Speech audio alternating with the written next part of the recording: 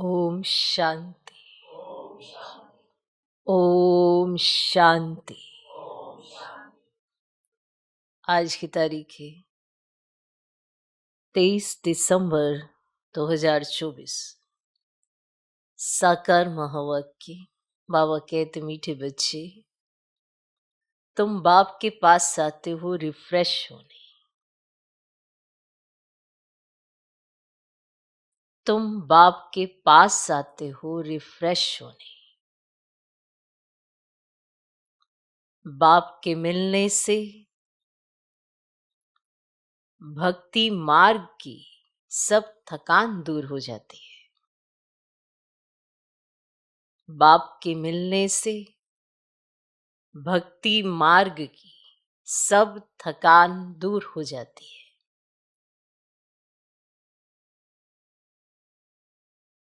बाबा कहते मीठे बच्चे, तुम बाप के पास आए हो रिफ्रेश होने। बाप के मिलने से भक्ति मार्ग की सब थकान दूर हो जाती है। आज का प्रश्न, तुम बच्चों को बाबा किस विधि से रिफ्रेश करते हैं?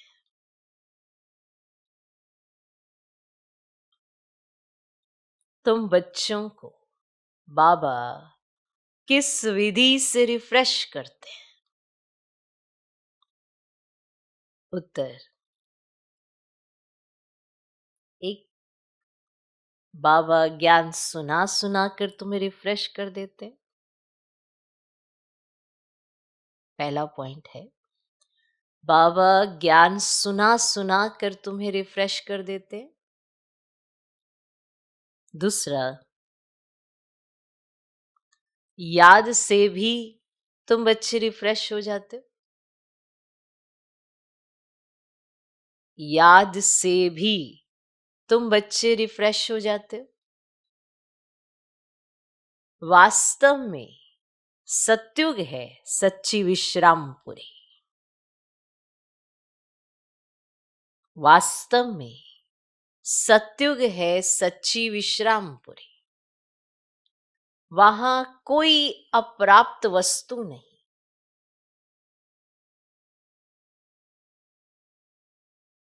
वहां कोई अप्राप्त वस्तु नहीं जिसको प्राप्त करने के लिए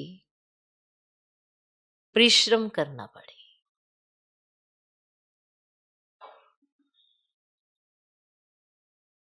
वहां कोई अप्राप्त वस्तु नहीं जिसको प्राप्त करने के लिए परिश्रम करना पड़े।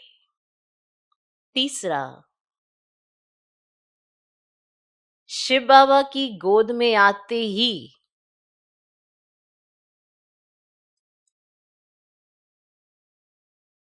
तुम बच्चों को विश्राम मिल जाता है। शिव बाबा की गोद में आते ही तुम बच्चों को विश्राम मिल जाता है। सारी थकान दूर हो जाती है।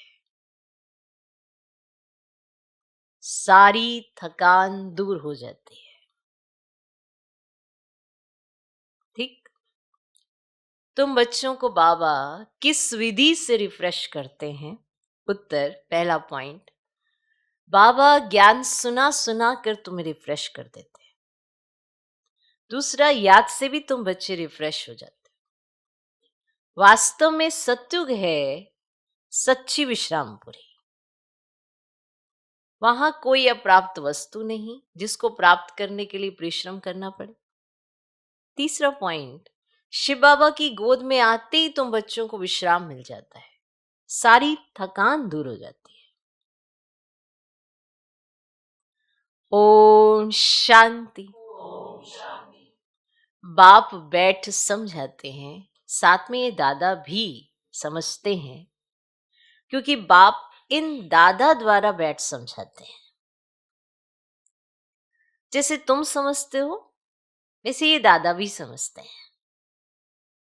दादा को भगवान नहीं कहा जाता, यह है भगवान उवाच। बाप क्या समझाते हैं? देही अभिमानी भव। क्योंकि अपने को आत्मा समझने बिगर परम पिता परमात्मा को याद कर ना सके। इस समय तो सभी आत्माएं पतित हैं। पतित को ही मनुष्य कहा जाता है, पावन को देवता कहा जाता है। ये बहुत सहज समझने और समझाने की बातें हैं। मनुष्य ही पुकारते हैं, हे पतितों को पावन बनाने वाले आओ। देवी देवताएं ऐसे कभी नहीं कहे। पतित पावन बाप पतितों के बुलावे पर आते हैं। आत्माओं को पावन बनाकर फिर नई पावन दुनिया भी स्थापन करते हैं। आत्मा ही बाप को पुकारती है, शरीर तो नहीं पुकारेगा। पारलौकिक बाप जो सदा पावन है, उसे ही सब याद करते हैं। ये है पुरानी दुनिया। बाप नई पावन दुनिया बनाते हैं। कई तो ऐसे भी हैं जो कहते हैं हमको तो यहां ही अपार सुख है। अगर भगवान कोई नई दुनिया बनाते हैं, उसकी चाहना नहीं, हमको तो यहीं अपार सुख है। कई ऐसे भी कहते हैं। धन माल वो है, वे समझते हैं हमारे लिए स्वर्ग यही है। वे तुम्हारी बातें कैसे मानेंगे? कलयुगी दुनिया को स्वर्ग समझना ये भी बेसमझी है। दुनिया कलयुग है और उसे स्वर्ग समझना ये भी बेसमझी है। कितनी जड़ जड़ी भूत अवस्था हो गई है। तो भी मनुष्य कहते हैं हम तो स्वर्ग में बैठे। बच्चे नहीं समझाते तो बाप कहेंगे ना, तुम क्या पत्थर बुद्धि हो, दूसरे को नहीं समझा सकते हो। जब खुद पारस बुद्धि बने तब तो दूसरों को भी बनावे। पुरुषार्थ अच्छा करना चाहिए, इसमें लज्जा की बात नहीं है। परंतु मनुष्यों की बुद्धि में ना आधा कल्प की जो उल्टी मतें भरी हुई हैं, वे कोई जल्दी भूलते नहीं। जब तक बाप को अर्थात रीति नहीं पहचाना है, तब तक वे ताकत आ नहीं सकते। बाप कहते हैं इन वेदों शास्त्रों आदि से मनुष्य कुछ भी सुधरते नहीं है, दिन प्रतिदिन और ही बिगड़ते आए। सतो प्रधान से तमो प्रधान ही बने हैं। ये किसकी भी बुद्धि में नहीं है कि हम ही सतो प्रधान देवी देवता थे, कैसे नीचे गिरे हैं।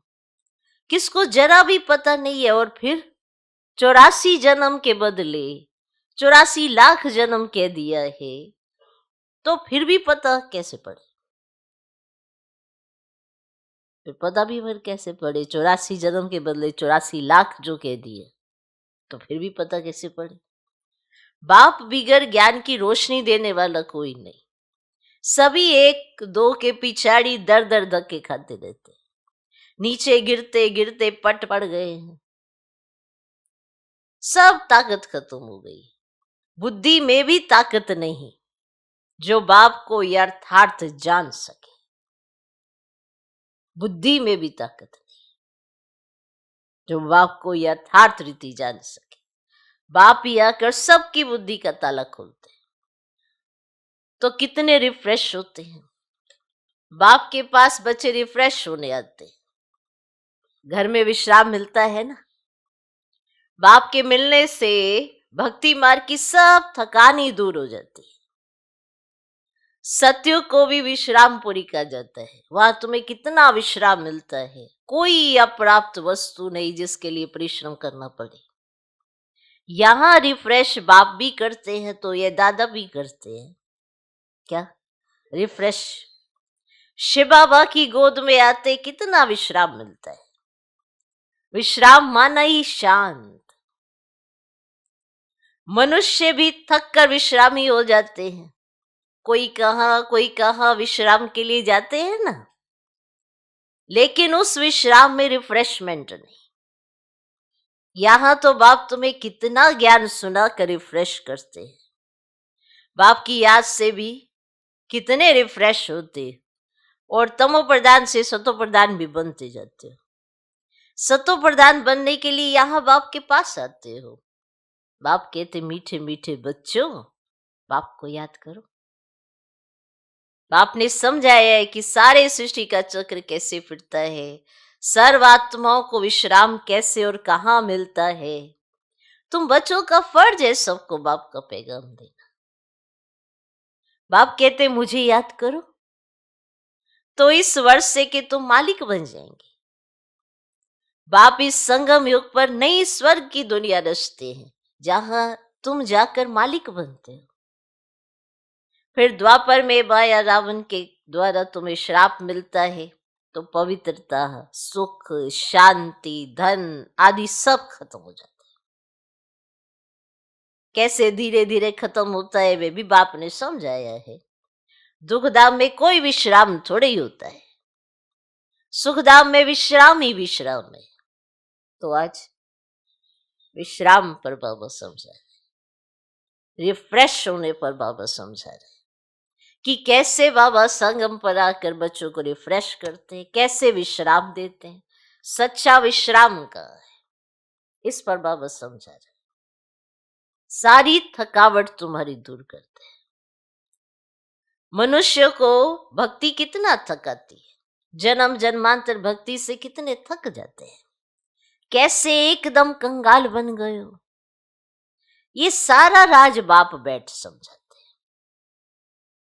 नए नए आते हैं तो उन्हें कितना समझाना होता है। हर एक बात पर मनुष्य कितना सोचते हैं, समझते कहाँ जादू ना हो। अरे तुम ही कहते हो भगवान जादूगर है, तो बाप कहते हैं हाँ मैं बरोबर जादूगर हूं। हाँ हूं मैं जादूगर, तो मैं बरोबर जादूगर हूं, परंतु वह जादू नहीं जिसमें मनुष्य भेड़ बकरी बन जाए, वो वाला जादू नहीं। ये बुद्धि से समझा जाता है। ये तो जैसे ऋण मिसल है। गायन भी तो है सुरमंडल के साज से। तो इस समय तो जैसे सभी मनुष्य ऋण बकरियां हैं। ये बातें सारी यहाँ की है, इस समय का ही गायन है। कल्प के पिछाड़ी को भी मनुष्य समझ नहीं सकते। चंडिका का कितना बड़ा मेला लगता है। वे कौन थी? कहते वे एक देवी थी। ऐसा नाम तो वहां कोई होता ही नहीं। सत्युग में कितने अच्छे सुंदर नाम होते हैं। सत्युगी संप्रदाय को श्रेष्ठाचारी कहा जाता है और कलयुगी संप्रदाय को तो कितना अच्छी अच्छी टाइटल देते हैं। अभी के मनुष्यों को श्रेष्ठ नहीं कहेंगे, देवताओं को श्रेष्ठ कहा जाता है। और गायन भी है, मनुष्य से देवता किए कर्त न लागी बार। मनुष्य से देवता, देवता से मनुष्य कैसे बनते हैं, ये राज बाप ने तुम्हें समझाया है। उनको डीटी वर्ल्ड, इनको ह्यूमन वर्ल्ड कहा जाता है। दिन को सोजरा, रात को अंधियारा कहा जाता है। ज्ञान है सोजरा और भक्ति है अंधियारा। अज्ञान नींद कहा जाता है ना। तुम समझते भी हो कि आगे हम कुछ भी नहीं जानते थे, तो नेति नेति कहते थे, अर्थात तो हम नहीं जानते हैं। अभी तुम समझते हो, हम भी तो पहले नास्तिक थे, वेद के बाप को ही नहीं जानते थे। और वह है असली अविनाशी बाबा, उसे सर्वात्माओं का बाप कहा जाता है। तुम बच्चे जानते हो अभी हम उस बेहद के बाप के बने, और बाप बच्चों को गुप्त ज्ञान देते हैं। तो ये ज्ञान मनुष्य के पास कहाँ मिल न सके। आत्मा भी गुप्त है, गुप्त ज्ञान आत्मा धारण करती है। आत्मा ही मुख द्वारा ज्ञान सुनाती है। आत्मा ही गुप्त बाप को गुप्त याद करती है। तो बाप कहते बच्चों देही अभिमानी बनो ना, देह अभिमानी नहीं बनो। क्या बनो और क्या नहीं बनो? देह अभिमानी नहीं बनो। देह अभिमान से आत्मा की ताकत खत्म होती है। आत्म अभिमानी बनने से आत्मा में ताकत जमा होती है। विशेष पॉइंट है। देह अभिमान आता, आत्मा की ताकत चली जाती। आत्म अभिमानी बनते, देही अभिमानी बनते तो ताकत आती। बाप कहते ड्रामा के राज को अच्छी रीति समझ कर चलना है। इस अविनाशी ड्रामा के राज को जो ठीक रीति जानते हैं वे सदा हर्षित रहते हैं। जो ठीक रीति इस ड्रामा के ज्ञान को जानते हैं वे सदा हर्षित रहते हैं। इस समय मनुष्य ऊपर जाने की कितनी कोशिश करते हैं, समझते ऊपर में दुनिया है और शास्त्रों में सुन रखा है ऊपर में दुनिया है, तो वहां जाके देखे, वहां दुनिया बसाने की कोशिश करते हैं। अब दुनिया तो बहुत बसाई है ना। भारत में सिर्फ एक ही आदि सनातन देवी देवता धर्म था और कोई खंड आदि नहीं था, फिर कितना बसाया है। सारी दुनिया तो कितनी बसा रखी है ना। तुम विचार करो, भारत के कितने थोड़े टुकड़े में देवताएं होते हैं। जमुना के किनारे पर ही परिस्थान था जहां ये लक्ष्मी नारायण राज्य करते थे। कितनी सुंदर शोभायमान सतो प्रधान प्रकृति थी और सतो प्रधान दुनिया थी। नेचुरल ब्यूटी थी। आत्मा में सारा चमत्कार रहता है। बच्चों को दिखाया था श्री कृष्ण का जन्म कैसे होता है। सारे कमरे में जैसे रोशनी हो जाती है, तो बाप बैठ बच्चों को समझाते हैं अभी तुम परिस्थान में जाने के लिए पुरुषार्थ कर रहे हो, बाकी ऐसे नहीं तालाब में डुबकी लगाने से परियां बन जाएंगे। ये सभी झूठे नाम रख दिए हैं। लाखों वर्ष कह देने से बिल्कुल ही सब कुछ भूल गए। अभी तुम अभूल बन रहे हो। नंबरवार पुरुषार्थ अनुसार विचार किया जाता है, इतनी छोटी सी आत्मा में कितना बड़ा पार्ट शरीर से आत्मा बजाती है। फिर शरीर से आत्मा निकल जाती है तो शरीर का देखो क्या हाल हो जाता है। वही शरीर है जो इतने वर्षों से चल रहा था। आत्मा है तो वह शरीर चलता है। आत्मा निकली तो एक दिन में मुश्किल, तो देखो उसका क्या हाल हो जाता है। आत्मा ही पाठ बजाती है। कितनी बड़ी विचार की बात है। सारी दुनिया के एक्टर्स मन आत्माएं अपनी एक्ट अनुसार ही पाठ बजाते हैं। कुछ भी फर्क नहीं पड़ सकता। हूबहू सारी एक्ट फिर से रिपीट हो रही है, इसमें संशय कर ही नहीं सकते। हरेक की बुद्धि में फर्क पड़ सकता है, क्योंकि आत्मा तो मन बुद्धि सहित है ना। बच्चों को मालूम है कि हमको स्कॉलरशिप लेनी है तो दिल अंदर खुशी होती है। यहां भी अंदर आने से एम ऑब्जेक्ट सामने देखते तो खुशी तो जरूर होगी। अभी तुम जानते हो हम ये बनने के लिए यहां पढ़ते हैं। ऐसा कोई स्कूल नहीं जहां दूसरे जन्म की एम ऑब्जेक्ट को देख सके। तुम देखते हो कि हम लक्ष्मी नारायण जैसे बन रहे हैं। अभी हम संगम युग पर है, जो भविष्य में इन जैसा लक्ष्मी नारायण बनने की पढ़ाई पढ़ रहे हैं। कितनी गुप्त पढ़ाई है। एम ऑब्जेक्ट को देख कितनी खुशी होनी चाहिए। होती है खुशी का पारावार नहीं। स्कूल व पाठशाला हो तो ऐसी है, कितनी गुप्त परंतु जबरदस्त पाठशाला है। जितनी बड़ी पढ़ाई उतनी फैसिलिटीज रहती है, परंतु यहां तुम पट पर बैठ पढ़ते हो। आत्मा को पढ़ना होता है, फिर चाहे पट पर बैठे चाहे तख्त पर, परंतु खुशी से खगियां मारते रहो कि इस पढ़ाई को पास करने के बाद जाकर यह बनेगी।